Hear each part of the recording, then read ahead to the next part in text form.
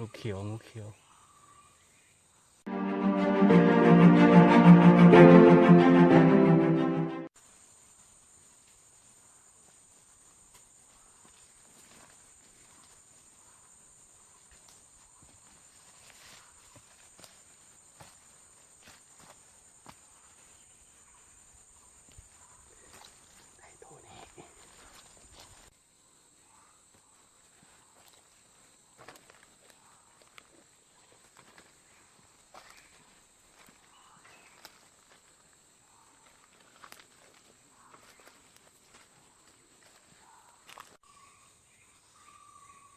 งูเขียวงูเขียว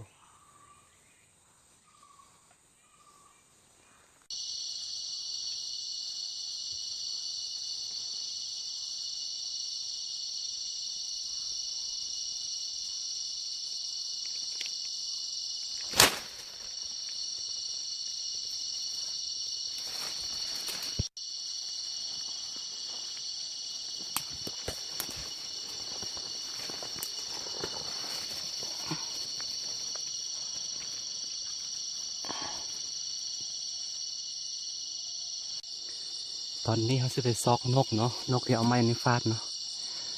เมื่อกี้มันนอนอยู่ที่2 ตัวเพื่อเบิ่งว่ามันตายจากตัวลองซอกบ้างคน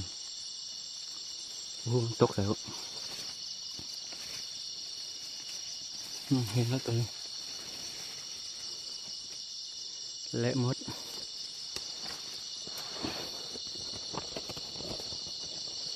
ที่สดอีกตัวหนึ่งเนาะมันตายวะเห็นละเห็นปะ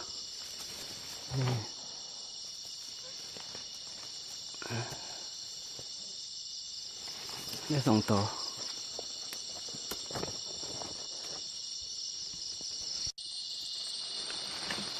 เห็นตุ๊กแกใหญ่เนาะมันใหญ่สุดเลย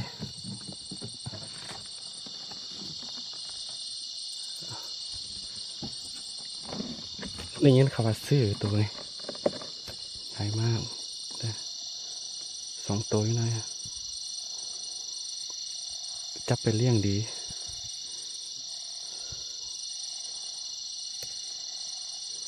ตัวนึงอยู่กล้องเป็นตัวแม่เนาะ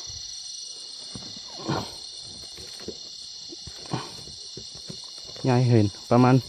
23 cmเห็นใหญ่ตอนนี้เขาสิกลับไปบ้านเนาะแต่ว่าสิแวะไต่เคียดยุดกลางนาก่อนเอามาฮอดรถแล้วตอนนี้ประมาณ9 โมงยังแล้วนะ9 โมงยังแล้วเดี๋ยวผมไปไต่เคียดประมาณ1 ชั่วโมงแล้วสิกลับไปเด็กพ่อแม่เป็นห่วงเพราะว่าไกลบ้านเลยโอเคเขาไปไต่เคียดกัน